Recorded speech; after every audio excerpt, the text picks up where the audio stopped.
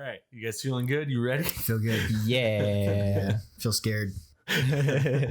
You should be. This is a horror podcast. Halloween. Everyone deserves one good scare.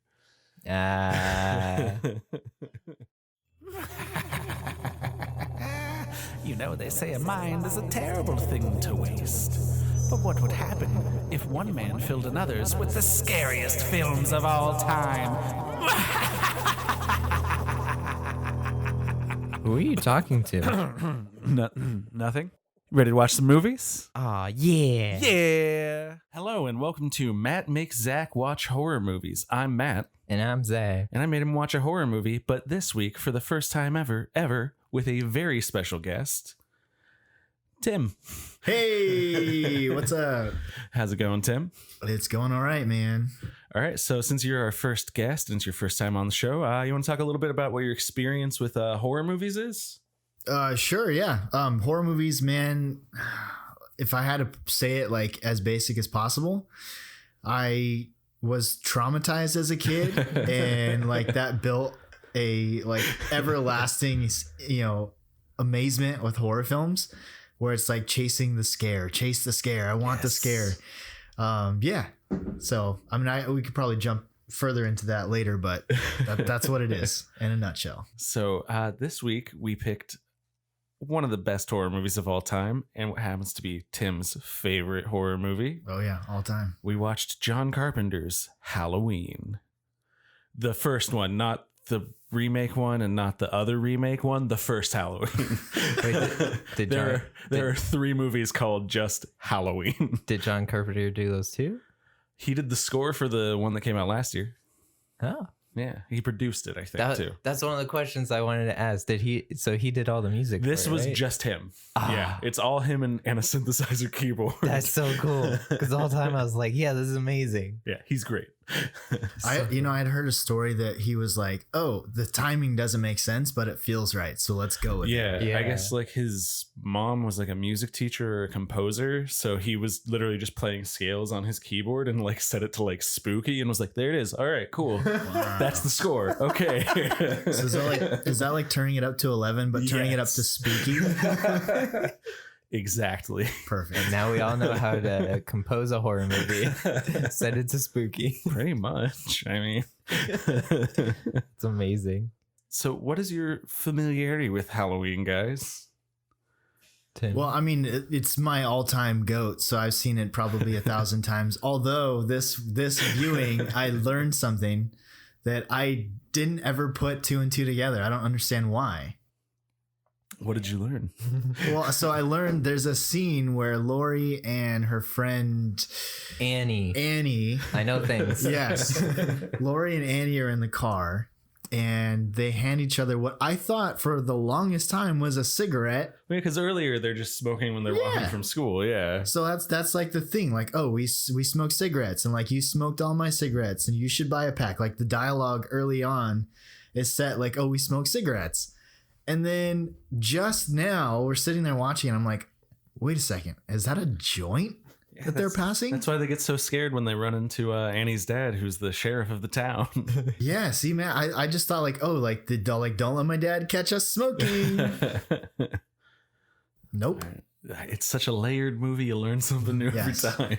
Every time. And this was my first slasher ever. Oh, yay. This slasher is my favorite genre of horror, so I'm very excited. Yeah. And all I knew was the mask, like the Michael Myers mask. Not the Jim Carrey mask? No. And that's all I knew about it. I didn't know anything else. All right. Other than Jamie Lee Curtis. Because she's great. Yeah. Yeah. Yeah, she's great. Because I did see trailers for the remake that came out with her in it. But that's about it. But it got rid of all the continuity, so you never know what was going to happen in this movie, man. Was there more There are 5 sequels, 2 sequels in a separate timeline, and 2 movies in the Rob Zombie reboot timeline. And then this new one's a direct sequel just to the first movie. the most recent one.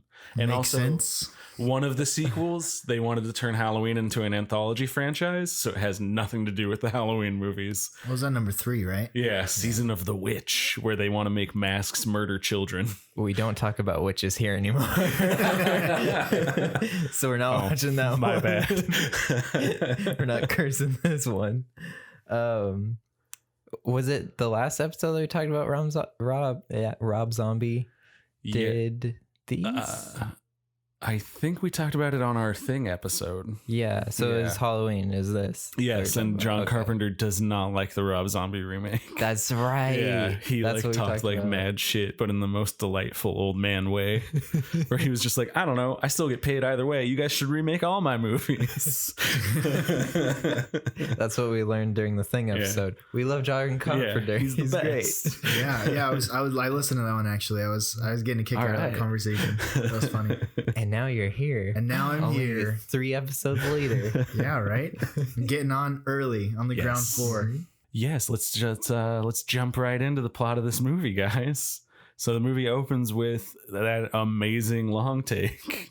Which I was like, oh, this is cool. It's like Michael Myers. And then when she called him Michael, I was like, was that the dude's name? And she thinks he's the dude. And then it was a little kid. I was like, oh shit. It was her brother. I didn't know that. Origin story. Yep. Which was not expecting. Yeah. Yeah, that first long shot that you It's were just talking amazing. about. It's like, is that not the spookiest, eeriest? It is. Yeah. Mhm. Oh man. Well, and this movie had like no budget, so Carpenter just said like where we're going to put the whole budget is into our equipment, so that this movie doesn't look like a cheap movie. So he got like they're only like the third movie ever to use a Steadicam. He put literally like half their budget into like, no, we're renting a Steadicam, so that we don't have to so that we don't have to pay for like tripods and stuff. And him and Dean Cundy just spent like a week going up and down through this house. Dean Cundy was the cinematographer, also of The Thing and Jurassic Park. They literally just spent a week like going up and down in this house, blocking it out. That's awesome. And it worked out. Like, it's amazing. I had read somewhere that like even wardrobe, like Jamie Lee Curtis like bought her wardrobe at JCPenney. I think the budget of this movie was only like $60,000, I think. I mean, in 1970s money. Okay, it was actually a budget of $2.5 million. Wait, what? Really? Yeah, I didn't think it was that high. I thought it was like a couple $100,000. But maybe what I'm looking at might be adjusted for inflation. Oh, right. But even so, that's still like, that's not much of a budget for like a movie. Yeah.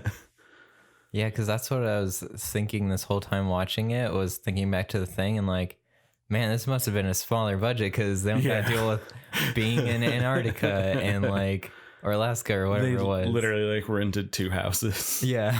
The best story about this, as we jump forward in time and it's fall now, 15 years later, it's supposed to be set in Illinois, but they filmed it here. So they in California, where we all live, I should say. They filmed it here in existence. in our house. That would be amazing. Yeah, it was Pasadena too for a lot of it, wasn't it? Oh, was it? So if you look in the background, there are palm trees like just past like the street they're filming on, and to get all the brown like foliage, because they were filming in like summer, they literally got a bag of leaves, painted them brown, and after every shot they would have to run around and collect all the leaves again and put them back in their bag. Recycling. Yeah, so they could be like, no, it's fall, we promise. Is there in the credits somewhere professional raker? I think it was just John Carpenter. Real team player. Man of many talents. Yes. So we're going to Pasadena to find the house now, right? Oh, 100%. I've been We're to going to the be house. those people. Is it amazing? Oh man, it's weird because Laurie Strode's house and the Myers house are in 2 different areas. So Really? we went. I'm not like super far away, but Right. we went Not to on the Laurie. same block, though. No, yeah, it's not. And we went to Laurie Strode's house, and it's cool. Like on the porch, like whoever owns the house now like leaves pumpkins out, and it's like feel free to take pictures. That's pretty like, cool. yeah, they know what their situation is. But the weird thing about the Myers house is that the house itself was actually moved and I think it's like I don't know if it's down the street or across the street or something. It was something like that. So it's not in the same area, and also it's right next to a metro line. So like, it's like in this awkward position where you try to take a picture of the front of the house, but you're almost standing on the tracks to get your photo. You know, It's very weird. Well, I think I've seen that because I know they do. I don't know if it's yearly or like what, but they usually do like a Halloween themed like little convention where like artists like sell their stuff there, and they have people dressed as Michael Myers and stuff. that's so cool. And in the video, there's a guy dressed as Michael Myers waving at the metro going by. It's so cool. There's also the other Michael Myers that got hit by the metro because he was standing in the tracks. Yeah, well, gotta crack a few eggs. What can you do? That's funny. Sorry, I wanted to ask you guys a quick question because I was just thinking about this. So the low budget, like I mentioned the thing about the wardrobes. So if you had to bring like some clothes out of your closet to film a movie, like what's your best outfit? I guess it depends on who you're playing. Am I playing like teenager number 3 in playing, this? yeah, you're playing like Bob. I mean, I need some giant glasses and a nice button up then, right? I mean, I gotta have my priorities straight if I'm Bob. Yeah, I mean, are we one of the main characters or background characters? That's up to you, man. Because I mean, if you're a background character, you gotta blend in a little bit. But if you're a main character, you gotta bring out all the flair. You gotta have funny glasses for Michael Myers to put on. It's true. It's true. Because he's a funny guy, he's playing pranks. Got a good sense of humor, that Mikey. Well, I mean, he is Austin Powers after all, Mike Myers and whatnot. So we all should have known. Wait, this was a biopic this whole time on Mike Myers? Broke into Hollywood. By literally breaking it. Yes. So fall. Oh yes, so they had to fake fall, and so throughout the movie you can just spot stuff that's like, oh, that's clearly Pasadena. Which is weird because I work in Pasadena, so I'm like, you should have known, man. Yeah, it didn't click with me. Like I knew it looked familiar. Yeah, but again, it was like the 70s, so it's way different back then. I guess that's true. Yeah, it kind of always just looks like Whittier to me. So we're getting real California now. California's California. It just looks like the suburbs. That's the important thing. Yeah. Well, they nailed that then. Yeah. That's the look they were going for. They nailed it. There was some houses in there. It's true. Houses, some white people. It's the suburbs. Yeah, there's family and children all lined up in a row. Yeah. Which, that introduction, Loomis is the best. Loomis is the worst fucking doctor of all time. But he's a pretty good investigator. Is he? He did more than the cop did. So I mean, that's fair. That cop was a little bit useless. Yeah, I really want to make you. Have you watched any of the like sequels from the 80s, Tim? Oh yeah. So you know how like nuts Loomis goes in the sequels. Oh yeah. Like if in this he's like, I'm this stately older British actor, I'm Donald Pleasance, I was in James Bond, what's with everybody being in James Bond in the movies we watch? Man. He was their big get because he was Ernst Stavro Blofeld. He's like the guy that they based Dr. Evil on. Oh, like petting the cat with one eye and so everything. Mike Myers. Yes. Exactly. It's all connecting. It's Inception just now. So he gets worse. If in this, like, he just dramatically delivers monologues straight to camera and he's like, oh wow, what a good British actor, Yeah. The next movies, he does not stop yelling from 2 onward. He is like he's turned it up to spooky, if you will. Because the whole time I was like, wow, that's really cool that they have kind of like this meta like character talking in like a monologue voice, right. And everybody else is just like, what are you talking about? It wasn't meta yet because they were inventing it. Yeah.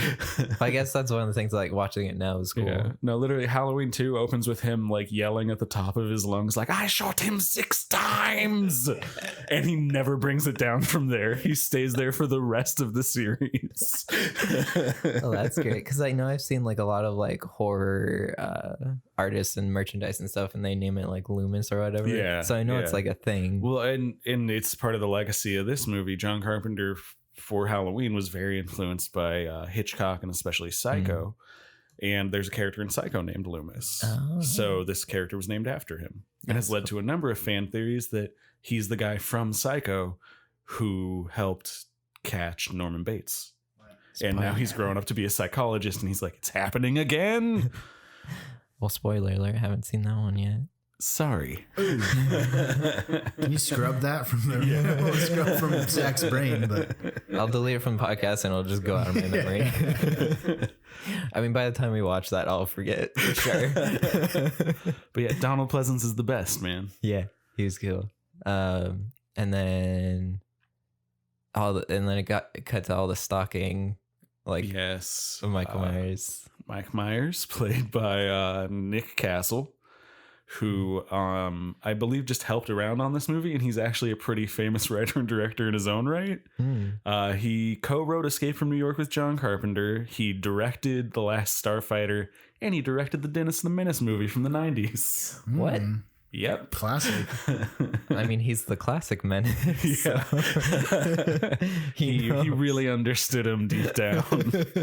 The whole time I'm like, how do you not see him? Oh, everything in the background, the way they use the Panavision of the camera, like he's just there. Yeah, and like the kid was just like walking, like, man, those other kids are dicks, and not even thinking about there's like man driving right next to him. It's terrifying. Like that's what makes this movie like keep you on edge throughout, even though you don't realize it. It's because subconsciously, or well, you caught it the first time, consciously you're seeing Mike Myers. Like when the cops are like investigating the store he broke into, he's like parked across the street, just like hanging out with the mask on.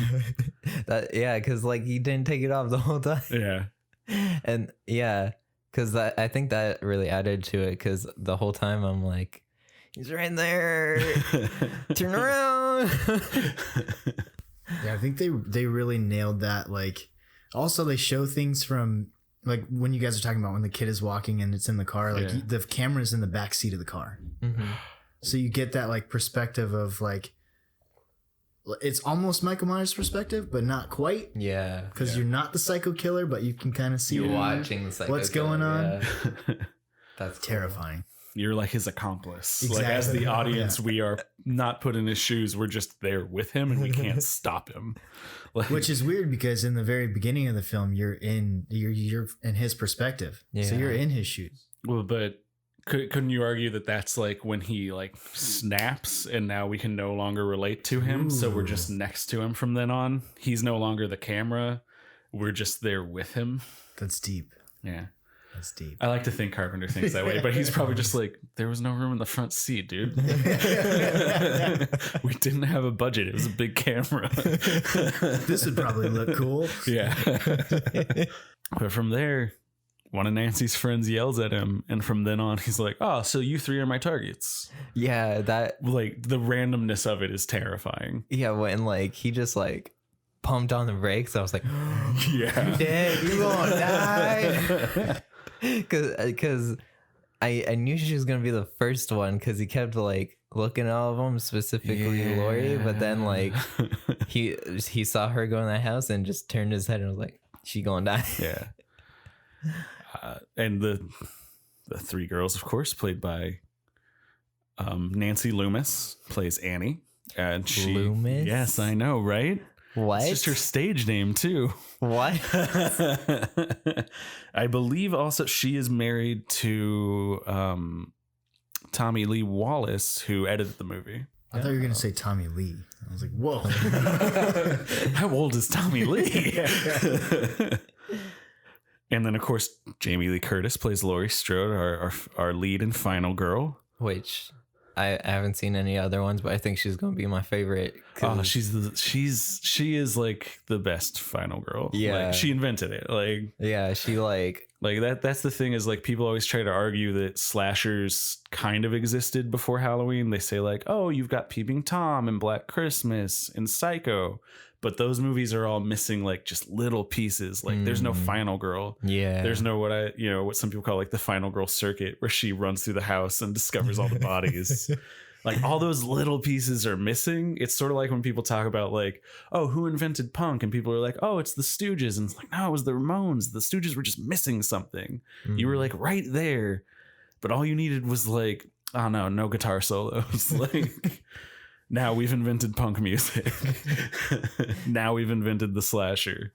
Now that analogy is completely lost on me, but sorry. I get it. I Also, think I you just understand. enraged so many people on the internet. Yeah, probably. But they all probably think the Sex Pistols invented punk, so they can not be my friends. And I'm just here. I don't know. I'm trying to think of a good analogy for you. I mean, I think I get what you're saying. Yeah. It's just Like there's just that little thing Yeah. missing, and then it's like bam, like it just clicks. And that's why Yeah. like everything after Halloween just wants to be Halloween. But so Michael Myers starts stalking him. And we also get to go back to Loomis because he's the best. Just being like, he ate a dog. that's what I was just thinking the whole time. I was like, why is like the police or somebody, why is this random doctor dude Right. the one like investigating? Well, because he's the only one who really believes that Michael Myers is a threat. Everybody else is like, I mean, he stabbed his sister, but that was when he was like 8. He's been like in the hospital his whole life. He can't do anything. And he shouldn't know how to drive. How's he gonna get there? Yeah. Well, he was doing just fine last night. Because like, and also like, there's a ton of other patients just walking around. Is nobody like getting them? Like, what's going on? Loomis has other concerns, like being a bad psychiatrist and saying the word evil way too much when talking about mental health. You know, not until this very moment, I didn't think, oh yeah, that guy's supposed to be like trying to help him. He's a psychiatrist. He's got some bad views on mental health. Yeah. I didn't think about that. I just looked in his eyes and I knew I couldn't help him. You're a terrible doctor. All right, I don't like Loomis anymore. I get it now. There's a big community on Reddit that agrees with you there. Yeah, he's the best and the worst all at once. You know the fan theory about Loomis, right?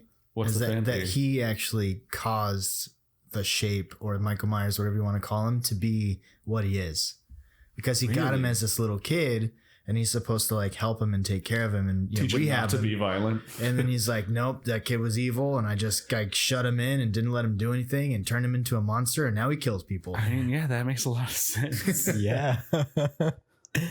I mean, Yeah. I mean, your little kid just killed your sister, and some bald dude is just like, "You're evil." Well, imagine if like you took another kid's toy and Donald Pleasance walked in and was like, "There's no helping you. There's no helping you." Like, Nope. That was a rough childhood being that guy's kid. Are we like connecting with the serial killer right now? Is this... We are. oh, no. This is how Rob Zombie movies happen, guys. What happened after that? Well, from there, we cut back to Michael, and now he's going on the offensive, and he's breaking into houses, stalking people, leaving them traps, and then he finally gets Annie and takes her out in the car. But he does it like I think Michael is either an idiot or like an evil genius, because he's like, well, she just told everybody she's leaving, so if I go now, no one will know she's missing. All right, I gotta time this just right. I mean, that's what I was like that entire scene where she's just like doing her laundry and this and that. I'm like, what are you waiting for? Like, she's right there. And then he kills her in the thing that makes a loud noise. Yeah. Nobody's home, it's Halloween. There are people home, they just didn't care. Yeah, well, nobody's- that's the other scary thing, right? Nobody's home except for all the people across the street Yeah. that are like, oh, there's a car horn going off. Whatever. I'm busy watching The Thing. Yeah. Well, I mean, it's The Thing, so that was the coolest, like seeing the thing. I was like, I know that now. I didn't want to tell you about it. I was so excited. Does he have more like Easter egg stuff to look forward to in other movies or anything? I mean, some stuff kind of references other things, like maybe, but nothing that direct. And that's only in there because that's his favorite horror movie. Is The Thing from Another World. Yeah, because this is the fun part about like this podcast and watching horror movies. It's like all that little stuff that connects it together. Well, and it's such like a tight community that even when it's not the same director again, they reference each other's movies and they give each other shout outs, or like a character will pop up that's clearly from another franchise. It's great because they're like all friends. Yeah, it's cool. Yeah. So she dies. Yes. She does. Yes, it's sad, kind of, but they're kind of dicks. Yeah, I like their interactions early on because I was like, oh, this is how teenagers like talk to each other. Like, I was the same way, but then Annie came in. And I was like, yeah, she's a dick. I don't care. oh, yeah, that's fair. Totally. Oh, I forgot. Also, yes, the third friend is PJ Souls, who I love. She's from Carrie and Rock and Roll High School with the Ramones. Don't know either of those. You're gonna watch Carrie, don't worry. Cool. Another classic. It's really good. Tim, what do you think about like should in a horror movie the people that are gonna die, should they be annoying or like should you care about them? Oh man, I think it depends on the type of horror movie, right? Yeah. Like something like a real quick slasher, like let's just rip through kids to get like a Friday gore the on the 13th screen sequel where you're like, I don't even know these people's names. right? Like, But then also like a lot of those movies, like they don't resonate as hard as when you build the value and you're like connected to a character.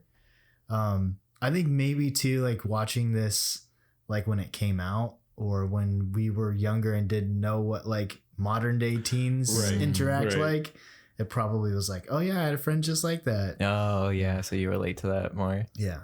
Okay. Yeah, because well, I mean, the smartest thing about this movie is that John Carpenter didn't write any of the female characters. Deborah Hill, his producer, co-wrote the movie with him, so they came up with the plot, and then he took the dialogue for like Donald Pleasance and was like, I got this. And she was like, okay, I'll write all the like teenage girls so that you don't mess it up. That's cool. That's cool. Yeah. Speaking of dialogue, do you guys want to hear my impression of Michael Myers? Yes. It's almost Darth Vader, but very subtle. You have to be very specific about You it. got to throw a grunt in there every now and then. Yeah, that's true. It's great because the visual right now, all I hear is Matt's mic, and I just see your eyes from behind the mic. I don't hear anything. So I'm like, Hold on, let me take out my Michael Myers mask real quick. You got to get into character. Tim's method. Do you have any knives? No, Tim, stop grabbing the knives. We told you this. Last time you're on the podcast. Yeah. It was nice knowing you guys. But yeah, because I was thinking about that, like the likability of the victims, because Blair Witch, I wanted them to die the whole time. But that's like the point of that movie. Yeah, but like this, I was like, oh yeah, like Jamie Lee Curtis, I want her to live. Well, I think you can have a healthy mix of both things, sometimes even in the same character, because later on, like at first, like you're kind of like, oh, Annie kind of sucks, but then later on, like they're hanging out, they're talking, it's like fine. You're like, oh, they're friends, that's nice. Yeah, they're driving around smoking a joint, you know, like you do. It's the 70s, you know. Yeah. Where were we in the movie? PJ Souls, the other friend, and her boyfriend Bob go to the house, and Michael kills them in my favorite scene in the whole movie. When he just when he pins him to the wall, that's the best. Like man. at first I was like, wait, can a knife do that? But then he does the head tilt and you're like, I don't care. Well, because I was like, that's kind of dumb. And then you're like, but look at that. And then it was the shot of him like hanging there with Michael Myers just standing there. I was like, okay, that's worth it. That's cool. I mean, Michael Myers also like teleports in this movie. So knives can do that. It's fine. Yeah. Bob was scrawny. It's okay. If it's like, if there's I'm willing to suspend my disbelief if it like results in a cool shot or like there's a payoff. Cool, right. Yeah. If it pays off. Yeah. That's true. I actually have a question about this. So you just mentioned like Michael Myers teleporting. So I've like you guys remember the show 24? Mm-hmm. So I never watched it. But I never watched it either. And the reason I didn't watch it was because this show took place. I was like either in LA or New York, like a really busy, like known for its traffic. And each episode is supposedly like an hour in real time. Right. Yeah. And he saves the world every single episode. We live in LA. We can't get anywhere in an hour. No, I think he saves the world for the course of a season. Because it's a 1 day period. Okay, so that's totally fair. But how are most of these episodes not him in traffic? Yeah, it's just him angry. Cut back to the terrorist, like, oh, I'm gonna win. Awesome. And this has been 3 dudes who've never seen 24 talk about 24. There's someone just yelling in their car, like, you've never seen the show. That's not how it works. Kiefer Sutherland's an American hero. The reason I mention that is because what I like about this movie is that it takes place over like 2 days, like a day and a half. Yeah. Right. So even though like there's some questionable, like how do you get around that corner or from behind that bush without us noticing, I do appreciate that it's like, it makes you feel like you're sitting there through the night with them. Yeah. Like while they're doing the trick or treating and like making popcorn and watching movies, you kind of sit there and you feel like, oh, I'm in this moment with them rather than jumping in time and like, okay, now it's tomorrow and somebody else is going to die. Yeah. Right. Yeah, because I guess the thing didn't jump around a lot either. Yeah, the thing's pretty... I think it's literally like they pick it up and the next day everything happens. Yeah. Yeah, because... I mean, it's hard to tell because they're inside the whole time. But yeah, because I haven't seen enough of these movies yet to be like... I'd say like most of them seem to happen typically over like the course of, especially like slashers over the course of like one night, you know, because how could one person a couple sustain of days? It? Yeah. Yeah. A couple of days of build up and then one night of like, bam, everything like goes wrong. The slasher gets them. So yeah. So he teleports around. Yes. And so then he steals Bob's glasses and a sheet and pretends he's wearing a costume. That was my favorite scene. Again, is he an idiot or is he an evil genius? Was he like, what's this do? Like, they don't let me have sheets at the hospital. I'm just so excited. But then he had the genius to put on the glasses. Yeah. Like, and you said he doesn't have a soul. Damn it, Loomis. He was just playing some pranks and having fun on Halloween. Yeah, that's kind of another like classic thing that has come out. Well, you'll find out as you watch more horror movies, but like the idea of I don't know that it's the killer under that sheet or under that mask or behind that door because I think it's the person that I know it should be. Yeah. That was like an amazing shot in this movie and then kind of just gets because you just know you're like don't let him in the room, don't let him in the close that door, man. She's even hitting on him like when she was asking for her beer, I was waiting for Michael Myers just to like chuck it at her or something, kind of like Once Upon a Time. Yeah, Once Upon a Time. I was like waiting for it. What confused me about that too is that like up until that point, Bob had not shut up. Like he had so much to say, and then it's like, hey Bob, welcome back. Oh, silence. This is weird. Like there was no like. Well, I figured she was probably like, oh, you're trying to creep me out because it's Halloween. Yeah. That's a good point. Or she's just like, at worst, it's like one of my friends, you know? Yeah. Like, so it's probably my boyfriend who I want to hit on. Or it's my friend, and I'll be like, oh, sorry, you know? Like, yeah, she was letting everything hang loose. Yeah. I mean, he had the glasses on, so it's got to be Bob. Right. Well, I think it's the whole disguise. That's all like, you need. It's like Clark Kent, just take his glasses, and all of a sudden you're Superman. People aren't smart, Zach. Especially in these movies. Yes. Well, as Tim brought up too, I liked your new theory. Now you know they were high. Yeah. That they're just doing dumb stuff. Yeah, they're just doing dumb stuff because they're high. Yeah. Like the scene where Annie, I think it's Annie is in the kitchen and she's like, hey, get this dog out of here. Yeah. But like not making any attempt to do anything. Like she's just like, get this dog out of here. Yeah. I'm too high for this. Like that's that. I heard that at the end of every sentence. Like no, there's no boogeyman. I'm too high for this. That makes so much more sense of just like, there's no, I don't want to deal with this right now. I'm too high. And why Just the shut up. second something actually does happen, she's like, oh no. Oh man, the face. The I guess I'm not too high for this. That scene when Jamie Lee Curtis finds everybody. Oh yeah, it's the final growth circuit, man. Yeah. She's making her way through the marathon track. That's so cool. Yeah, and he's got the tombstone up on the bed. Yeah. It does raise the question of when did he have the time to do this? He teleports. I guess. Like, that's a heavy ass headstone though. He's a big dude. Yeah, he's unnatural. He's evil. Right. I guess that's what they're trying to say, right? I also like the gravedigger is like, damn these kids. They're stealing headstones. And he didn't realize that it was the one he was looking for. Yeah. He had to take a second. It should be here. Where's the headstone? Oh wait, it's the one we're looking for. 1920. Oh, My bad. because right after that, because you got up and the scene where she's like standing next to the dark doorway and all of a sudden his face appears, I was like, that's the coolest thing ever. They know how to. John Carpenter knows how to compose a shot, man. Yeah, that there was a lot of shots where I was like, this is such an intentional shot and it's so good. Well, and because the Steadicam, like everything is just slow, steady movement that like never breaks. You just follow it. It just ratchets up all the tension because they don't have to cut. But now Michael Myers just goes full blown like, well, you're the only one left and I'm going to get you.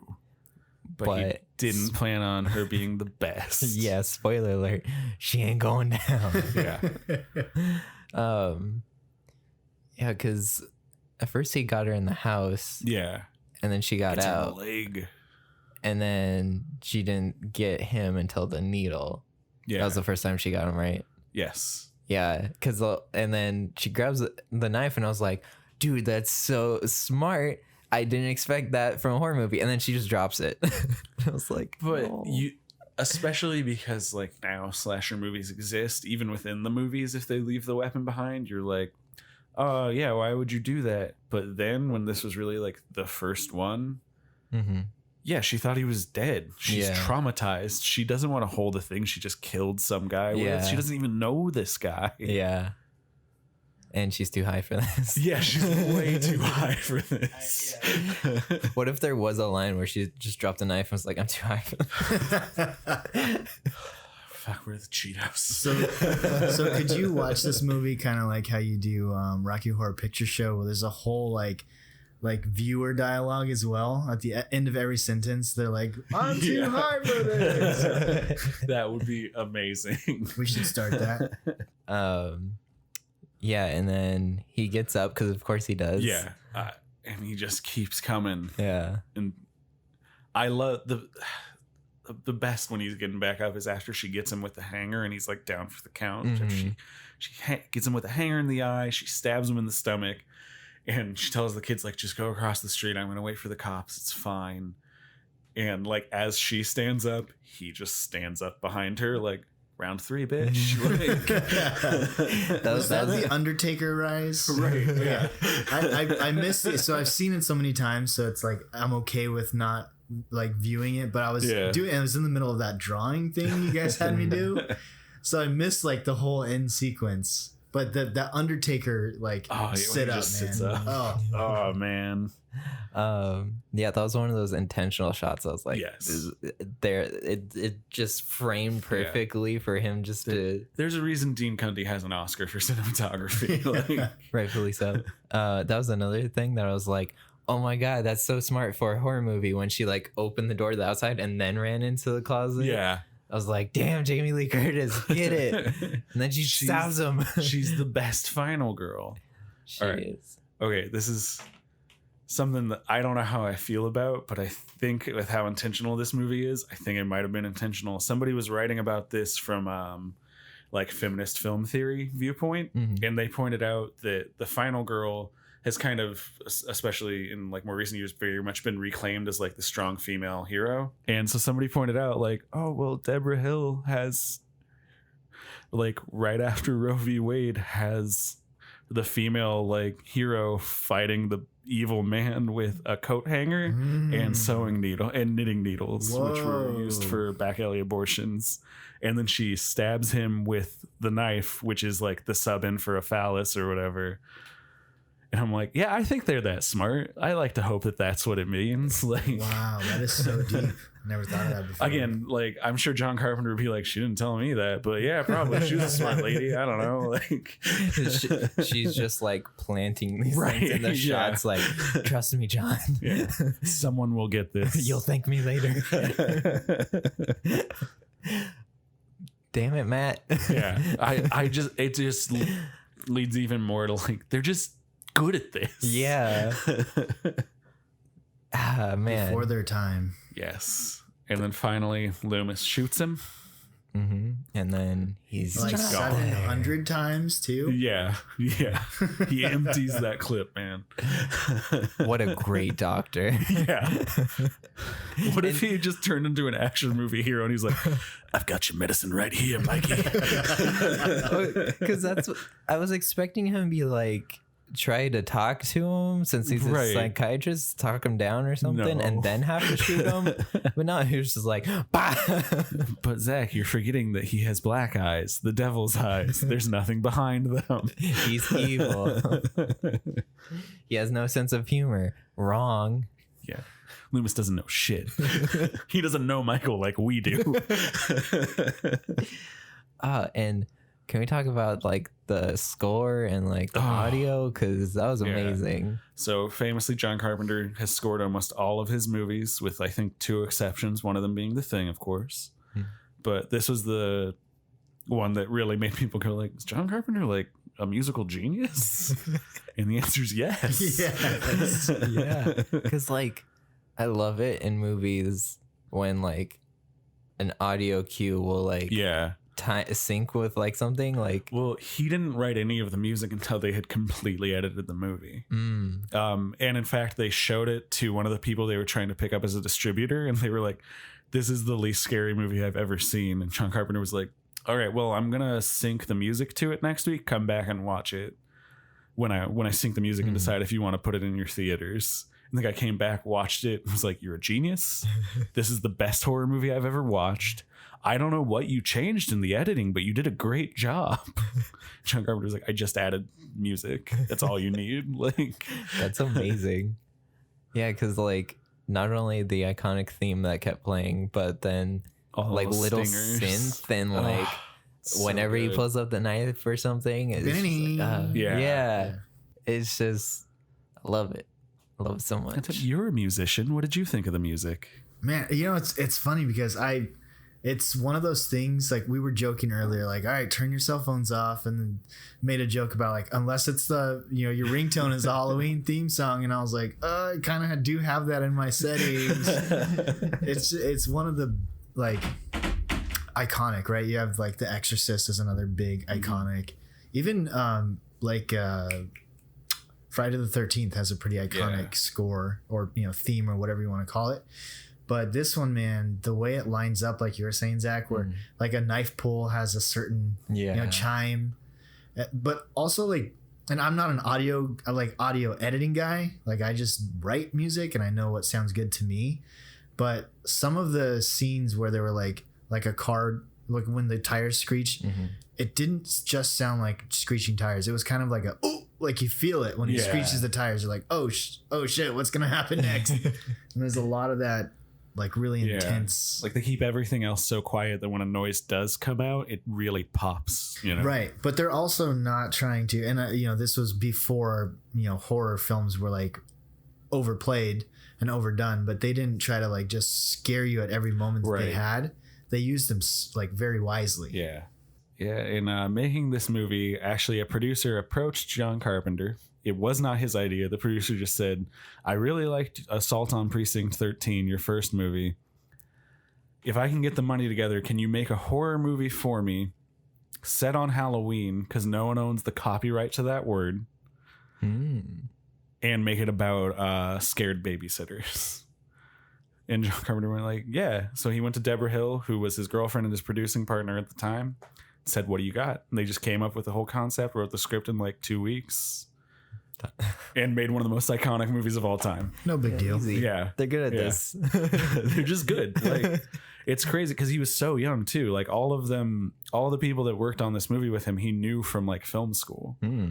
So like even Nick Castle, who plays Michael Myers, the Shape in the credits, he was like, I think at first just going to be like an art director for the movie or something. And then he was like, oh, you walk weird. Like literally, like Nick Castle has talked about. He's like, yeah, John said I walked different than anyone he'd ever seen. He said, I'll give you $20 a week and a case of beer every week to be Michael Myers in this movie. And he said, yeah, not realizing he was going to have to do stuff like jump on top of a moving car because there were no stunt doubles in this movie. Fall out a window. Yeah, it's all him with no training. He's just like, I wanted to be in the art department. This is my art. Yeah. Does he continue to play Michael Myers? He does not in most of the sequels, but in the one that came out in 2018, he plays him for, I think, 2 or 3 of the scenes where he interacts specifically with Laurie Strode. As like a fun callback of like, oh, we put these 2 actors back together. That's awesome. So that was the one thing that I think that's the one thing about this movie I didn't like is the fact that they showed his face. I think that's very deliberate too, in that he's just a dude. Which John Carpenter has said, like, we thought about like, oh, do we give him like kind of a scary face? Do we make him look deformed in some way outside of the eye that just got stabbed, which obviously has to be messed up? And they settled on the call that they put out for actors, which was we need someone handsome, borderline angelic, who just looks like a dude. Because that's scarier than a monster is. No, this was just a guy doing all of this to you. Okay. Yeah, I can see that. That's the other thing to me about this too, is that like, if you think about like ghosts, ghouls, goblins, things, but this is just a dude with a knife and a mask. Like that is so insanely scary. Yes. Yeah. That's why it's my favorite subgenre. Yeah. Yeah, because like because my least favorite horror movies and like the ones that really kept me away are like the spooky old ghosts are throwing stuff around the room because it's like some of those are good. Yeah, I'm sure, but that's like just my thing. I'm desensitized to that, so, or I'm like, they're just throwing stuff around, like right, whatever. But like stuff like this, where it's like really cool shots and it's just a dude with a knife. I'm like, okay, that's cool. If you took away the teleporting, this could just happen. Like, which I mean, that's the message of the movie at the end when they just play the breathing over the shots of the suburbs. Yeah. Oh yeah, I forgot about that. Because there wasn't supposed to be a sequel. John Carpenter never wanted there to be one, but they were like, "But we'll give you like a bunch of money." So, because this movie on its like $2 million budget in its initial run, like the summer or the like fall it came out, made like $25 million. So the producers were like, "Well, we have to make more." How was it received when it came out, like critics and stuff? I believe at first, like nobody cared because it was just some indie movie. And then a handful of critics, like at the Village Voice, and then perhaps most famously Roger Ebert. Roger Ebert said, like, this is the best horror movie since Psycho. It's touring around the country right now. You have to go. And then all of a sudden the movie just blew up. I'm like happy about that, but then I'm remembering how nobody liked The Thing, and including Roger Ebert. Yeah, I mean, at least his criticism was like relatively fair, where he was like, you know, the effects were really cool. Carpenter's a good director. It's just not a good movie. Yeah, you know, like I just didn't like it. Well, because how you're saying like how much it must suck, like making just a big movie like that, right? And then you're trying to like film, and then trying to like match that. Yeah. John Carpenter's still the best. He's just a good dude. He's the best. Tim, are you familiar with John Carpenter, like outside of his movies? You know, honestly, not a lot of them. Like I know he's done a couple like big name, films. Like there was one with well, actually I was gonna name The Thing just now, but that wasn't it. A lot of Kurt Russell. Yeah, So, Kurt Russell's in a bunch of them. That means they're all good. Yeah. Yeah. If you went down a list, honestly, like if you gave me a list of 10, I'd probably seen 2 or 3 of them. Yeah. I haven't watched very many of them, but I've watched this one a bunch. This one, it's the iconic one, you know? Yeah. It's the reason for the season. It's Halloween. Anything else? John Carpenter does hate all of the sequels to this movie, including the 2 that he wrote. Oh no. He does not like Halloween 2, and he was disappointed with what Halloween 3 wound up becoming. And then he said the only one of the other sequels he saw, because he was not involved with any of them, was Halloween Resurrection. To which he said, I don't know, for some reason Busta Rhymes was in it. I'm not really sure what the fuck was wrong with them. Wait. What? Oh, that's going on the You list, heard by it the way. Okay. Yeah, I can't tell you how many times I've started like a Halloween marathon before the most recent one came Yeah. out, because then at that time it was like timeline canon. And how many times I came up to like most of them and like, oh, you know what? We don't need to watch this one. Let's go to the next one. Yeah. I first saw the Halloween movies because AMC used to do Halloween marathons every Halloween. They'd play all the movies just all day. It was awesome, but a lot of them were really bad. So, Man. and then you just wind up getting confused because of the timeline thing. Because 1, 2, 4, 5, and 6 are all one timeline. 3 is the season of the witch, where it's its own separate thing. And then Halloween H2O and Halloween Resurrection are sequels that take place after Halloween 2 and ignore 4, 5, and 6. And then Rob Zombie did 2 movies in his remake universe. And then last year's Halloween is a sequel only to the first movie. Did you say Halloween H2O at a certain point? Yep. Yes, Halloween water. It's What? Halloween 20 years later. They put it out on the 20th anniversary of Halloween. H20. Okay. Technically, the title of the movie is Halloween, H2O, 20 years later. I was like, do they go underwater? What? Oh, I wish. Oh, that sounds awful. Well, we can watch the newest one Yes. at some point, because that sounds fun.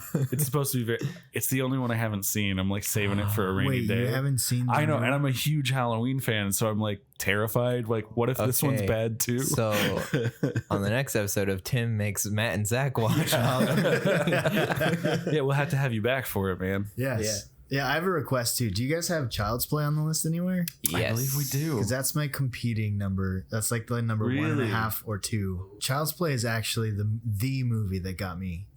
Really? When I said traumatized, that was the one. Matt, can you do a Chucky laugh? I mean, you just do a Jack Nicholson impression, right? Pretty Like, much, yeah. do it. All right, that was pretty good. All right, so let me set a scene real quick. I'm going to tell you guys a quick story. I should have done this at the top, but whatever. We're doing it now. So I am probably, I think 4 going on 5, maybe 5 going on 6, somewhere in those couple of years.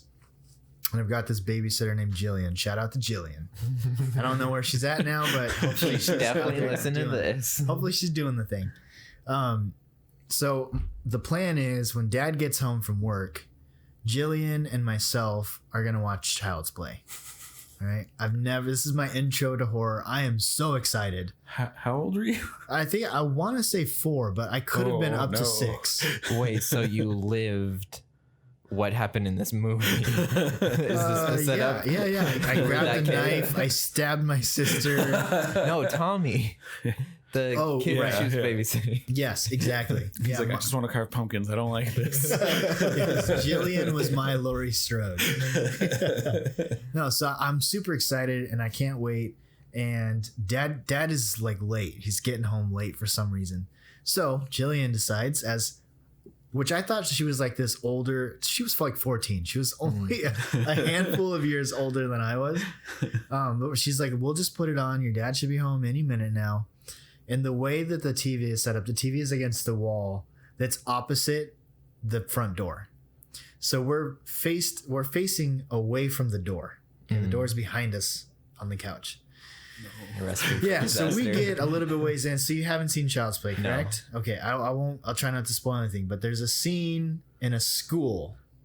Do you recall this? Okay, we're in this part of the movie.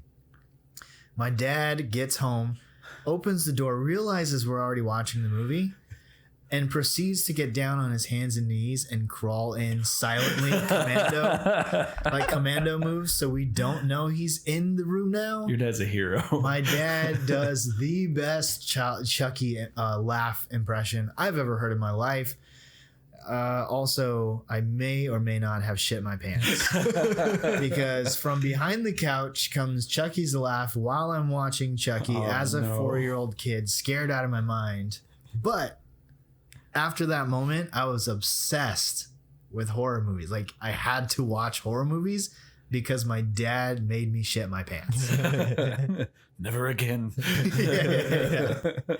So you went the opposite approach of being scared from not watching any of them again to that was awesome. I want to shit my pants. It was so amazing. I need to shit my pants again. Please help me. It's like going on a roller coaster for the first time. Yep. You're just like, well, I liked that. I'm in. Yeah. So both of you like fell in love with horror from like an early age. No, I did not. I had the shit your pants moment, and then I was like, never again. Never again. Yeah. I didn't start watching horror movies until I was like 19, and then I was just these are amazing. That's right. Where have I been? Yeah, because I wasn't allowed to watch any of it. So like I just grew up not experiencing any of that. Like Yeah. Yeah. All right. There's one more thing we have to do on our podcast, though. All things can be tied back to Quentin Tarantino, guys. How do we tie Halloween to Quentin Tarantino? Oh, man. Besides the fact, like, oh, he's a big John Carpenter fan. Like, that's the easy one. Well, you know everything, Matt. How does it? So is this like a 6 Degrees type of situation? We've done that, or we've like thought about like, oh, I heard Tarantino say once that, you know, he likes this movie, or wow, I don't think I'd be able to do that one. Yeah, I couldn't find anything on that. The Thing, we tied it like the score was written by Ennio Morricone, who also did like The Good, the Bad, and the Ugly, and they used pieces that they cut out of the Thing movie, formed the score for part of Hateful Eight. Yeah. Oh, I was gonna say, I heard that on a podcast, but it was your podcast. Yeah, I almost said that. Yes. We made it. We made it. Oh man! Our podcast hasn't even been out yet, and somebody said, "Oh, I heard that on a podcast." Well, I had to do my research before I came on here. You know what I'm walking myself into. That's awesome. That's so funny. I mean, I already tied it to Once Upon a Time in Hollywood. Yeah. There you go. Boom. We tied it to Tarantino, guys. You really wanted him to feel like him here. We did it. Yes. All right. I think that wraps us up for Halloween 1978. Awesome. Yeah. Well, thank you guys for having me. It was an absolute pleasure, man. Thank you for coming on. Well, yeah, and thanks for making me draw. I can't wait to see how that comes out. Oh, so yeah. excited. By the way, in fashion, Matt drew Michael Myers, and then I'll be drawing Lori, and then special guest Tim, he drew Michael Myers on the police sketch. Yes. Yep. And spoiler alert, it's not good. I'm not an artist, but I was pleasantly surprised. It's my interpretation of Michael Myers. There It was artsy. Yeah. Yes. Matt, where can everybody find you? You can find me on pretty much everything as I Draw Paintings, or on my Facebook artist page, Matt Merys. Where can everybody find you, Zach? Zach Shirk on everything. Instagram, Dribble. Also follow Supermoon, which is the studio that we're putting all this stuff out on. Hey Supermoon on Twitter, Supermoon Studio on Instagram, and I think that, and Supermoon with an exclamation on YouTube. You can find our podcast on there. And Tim, what do you want to plug? You can find me on this podcast. Mysterious. Yes. So if you want more Tim, come back later. Because you can't find him anywhere else. He's our exclusive. You can find me wherever I'm hanging out in physical form, because I don't do social. And with that, happy Halloween. Happy Halloween, everybody. And Everyone's entitled to one good scare.